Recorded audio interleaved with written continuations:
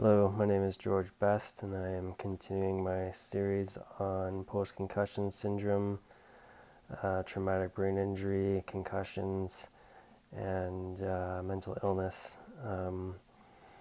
After my last video, I had posted that I had a bad day after a good day, and nothing's really improved throughout this week. Have been very limited with what I can do, very low energy, getting a lot of headaches and migraines, a lot of anxiety as well. Been having a hard time breathing, and my body has been tensing up a lot.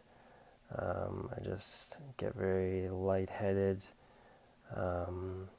Any sort of movement, like just walking to the bathroom, going to get food around the house, has been very overwhelming this past week, and it feels like it's been getting worse. And then I get like these little sharp pains and tingles in my brain and throughout my body, especially in my heart lately. And yeah, when I get the anxiety attacks, everything just tenses up a lot more, and it's harder to breathe. My heart gets a lot heavier. I shake a lot. I kind of clench my fists and just, yeah. So yeah, that's been getting a lot worse, and the depression for sure. Not as bad. I've been able to keep on the edge with the suicide thoughts for sure, and I've really been able to do that since my last breakdown or self-harm, which was over a year ago. So I guess that's been the only real improvement in the past year, that I haven't done any self-harm. But I've wanted to, and I've had the thoughts, and it's been tough. So that's kind of what I wanted to talk about today, was the darkness and the deeper side of my struggles. So I just want to be sharing my experiences and just things that have kind of happened to me. So there could be some trigger things that I say. So if you find that that's an issue for you, then just turn off the video and think of what you're grateful for. So yeah, I've had about 5 attempts to take my own life in the past 8 years, all during the span of having my concussion since 2011.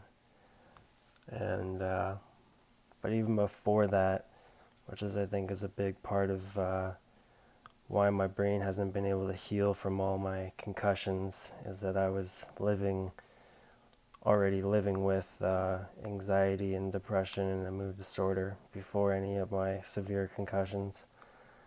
And that's affected me from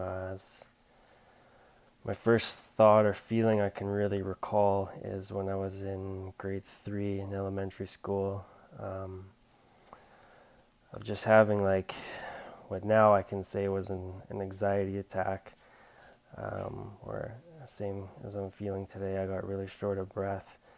My body tensed up. I kind of froze. I didn't know how to react. And I got all these thoughts at once that were coming from every part of my mind, and all in like a louder tone in my head. And sometimes tones can affect you, and just when you hear a loud noise, you kind of like jolt, and the tone is kind of like that. But yeah, where was I? So yeah, that's my earliest thought that I can remember feeling that. So this has been affecting me for a large part of my life. I'm now 28, and that would have been when I was, I don't know, around 10 years old, maybe, I don't know. So, yeah, and I feel like that might be why, in my opinion, that my brain hasn't been able to heal um, from all the concussions I've received. Because it's been almost 8 years now since my first severe concussion,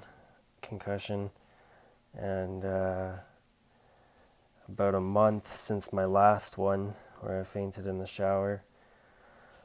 Um, yeah, nothing's really improved since that. I maybe had a couple of good days here and there where I'm able to do a little bit more.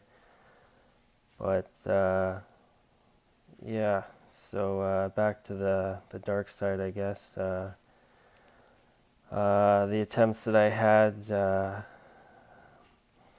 don't know, I could have put more effort into it if I really wanted to go through with it, but I think deep down I was holding on for a reason. A lot of the times I would I cut my wrists a lot. I've got a lot of scars on both forearms, a lot on my thighs, some on my upper body. I used to do it on my face a lot. Even before the concussions, like I was doing with self-harm in high school as early as I can remember. But back then I didn't know what those thoughts were, or I just thought it was not normal, but just something that I did when I didn't know how to react. So yeah, but like I said, that's been over a year of no self-harm. So after my biggest breakdown this past summer, it was good to see that little bit of progress there. The other attempts I had, I would take all my prescription medication. I was getting a lot of antidepressants and antipsychotics.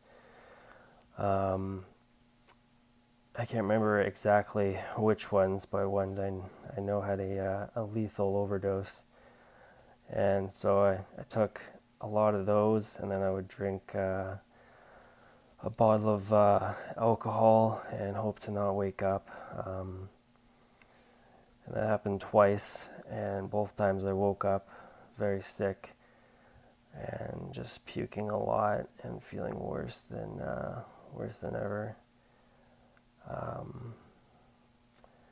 Yeah, I was able to discreetly hide a few of those, a few of my attempts, without my parents knowing, and I wasn't in dire need of medical attention. I was able to pull myself out of it every time. And yeah, it didn't feel great, but every time it happened, it felt like I had another energy was there. I don't know how to describe it. Because this other time when I had my truck, I had put a hose in the exhaust pipe and put it into the window and turned on the car when my parents weren't, or the truck when my parents weren't home. And I was starting to cough, and I had maybe dozed off for a little bit, but I was woken back up by something, and I just coughed a lot, and yeah, I was just maybe sick for like about 2 weeks, but I took some home remedies, and that kind of cleared up. But like I said, that energy was there. Just that kept me there, and that's all I can really say about it, because it's really hard to describe and define. Just like a presence, like a guardian, I guess. I don't know, because like those 5 attempts, yeah, they could have killed someone else for sure. But I didn't die for whatever reason. So looking back now, that kind of gives me some kind of hope and guidance to keep going, and not try it again, because that's something that now I don't want to die with, something I can't be remembered by, because it would harm my family, my few close friends, and just everyone else who had given up on me would be like, yeah, I knew it. Like he just didn't have it in him to stay strong and stay there. And I do, because I've been fighting this whole time. And that's not something I can attach to my name, taking my own life. And, I've been down there, like I tried, and some force kept me here, and now I just want to get it all out there and just try and help someone before they go down a similar path, because it's not worth it. And yeah, but it is tough, and like for me, like things haven't gotten better, like maybe the non-self-harm, but all my symptoms, all my thoughts, like everything's still there. And it's the worst it's been in this whole stretch right now, and I'm still able to just kind of deal with it. And yeah, it's hard to, at this point, just feel proud of myself, like feel any gratitude for this, because it's just been so long and constant of feeling this way that like I'm used to it, and it's hard to accept the fact that I got used to it, and this has been my life, and this will be my life for as long as it continues to be there, which, from looking online, researching, and just having this general feeling for myself that like this is a part of me, and my brain has been hit one too many times, and I have to live with this now. And you know what, that's fine. Like there's worse ways to live, and lately I've been trying to just feel wealthy for what I have, and what I could have lost as well, because listening to a lot of other people's stories, they lost a lot more than what I've lost, and as much as I've lost, it could have been a lot worse. So I'm grateful that I can be as functioning as I am, even though it's slowly degrading as time goes on. And as research shows with this this injury, that time only makes it worse for the brain. So I think I'm starting to feel some of those effects now, because it's almost been a decade now of having the severe concussions. And so yeah, that's a big part of it. After you've been dealing with this for more than 3 or 4 years, you do have to have that kind of talk with yourself that like this could be forever, according to a lot of the research online. People I've talked to, stories I've read, stories I've heard, and it's tough. It's tough. But I'm just trying to take it for what it is and say to myself that I am still alive. I've got lots of other things to be grateful for. Just having a place that I can stay, having my loving parents, the few friends that are there to support me and talk when they can talk, my cats for sure.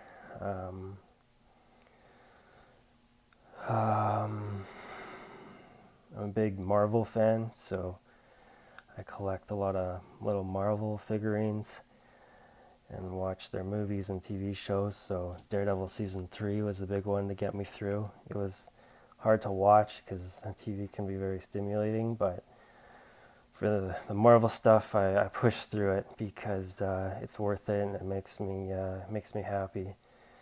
And it's hard to find things that make me happy for a long time, because like even the movies, like they set me back and I feel worse, but I'm just, it's one of the few grains of hope that I still have, because there's a lot of Marvel movies coming out. So yeah, that's the one of the few things I'm able to hold on to that can still give me some happiness when I'm feeling really down. So music is also another big one that helps me. Just putting in some headphones and listening to a lot of easy listening. I listen to a lot of soul music from the 60s, 70s, and 80s. A lot of stuff from the 90s as well.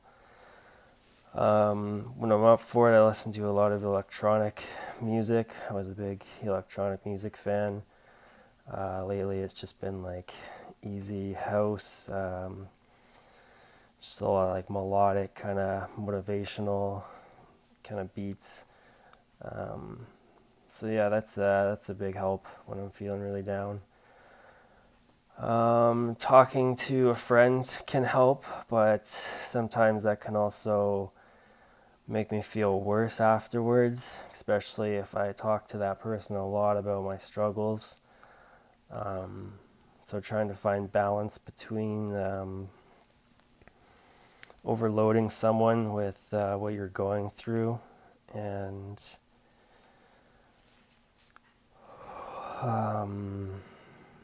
yeah, just putting too much on one person can kind of turn them away or make you feel like you shouldn't have said that, or you said too much, or you know. So that can be tough to find with someone, because I'm always going through this, and when they ask me how I am, like nothing's really changed. And it's hard for me to lie now, because I did that for a lot of years, where I would just mask what I was feeling. And like now with my conditioning worsening, I don't want to keep lying, because I can't, because this is a part of my life. And I need to treat any sort of healing that I can get now very seriously and more strict than I have been in the past, because what I've been doing in the past hasn't been working. And like now, if I'm going to be on disability, hopefully that goes through. I can really just spend more time to heal and figure out what I'm going to do for the rest of my life. So yeah, wow, we're at 18 minutes already. So I'll just kind of close up what I'm going to be talking about next. So yeah, I might do some other ones about the depression side. I got kind of into some stuff today. I'll have to rewatch it and kind of see what I talked about. But yeah, just going forward, you know, it can get dark. It will get dark. But you gotta find just little things that can keep you on the edge. Yeah. But there is no immediate fix for me. Yeah, you just gotta just deal with it. So, yeah, I'll do another video about anxiety in depth, and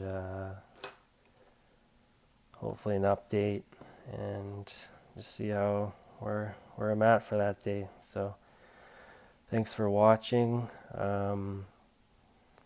Yeah, hopefully if you're dealing with this, which is the goal for these videos, just stay true to yourself and don't be hard on yourself. Just, you know, give yourself a break. You didn't want any of this, and you can still live and, you know, try and find some meaning. I know it doesn't sound hopeful, but yeah, okay. Yeah, just try and smile. If you can, smile for a moment. Just go from there. So, all right, take care.